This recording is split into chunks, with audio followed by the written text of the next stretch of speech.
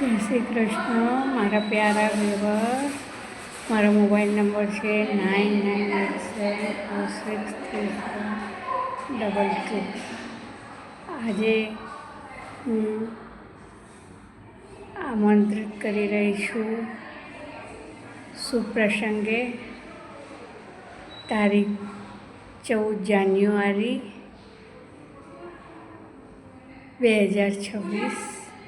કાગળભાઈના પરિવાર, પતંગભાઈ અને ફિરકીબેનના દોરી પરિવાર ના લગ્ન 14 જાન્યુઆરી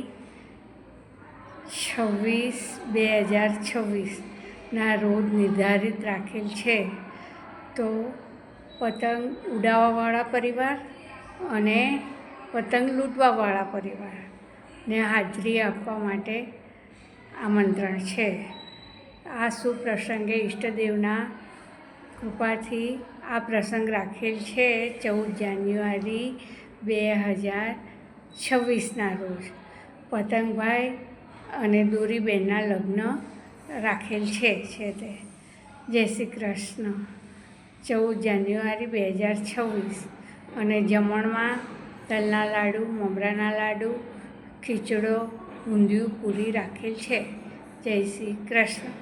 હવે બીજું આજે હું લઈને આવી છું શ્રીજીની નગરીમાં જવા માટેની વ્યવસ્થા કઈ રીતના છે.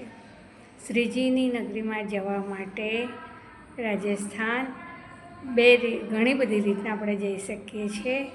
એક તો આપણે રેલવેથી, જે રાતના 12 વાગે ઉપડે છે બોમ્બેથી અને ત્યાં આગળ 1 થી 1.5 વાગે પહોંચાડે છે.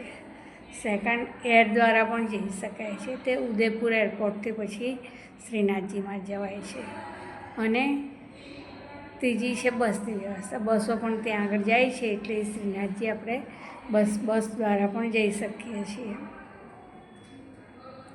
શ્રીજીના દર્શન કરવાની બહુ મજા આવે છે.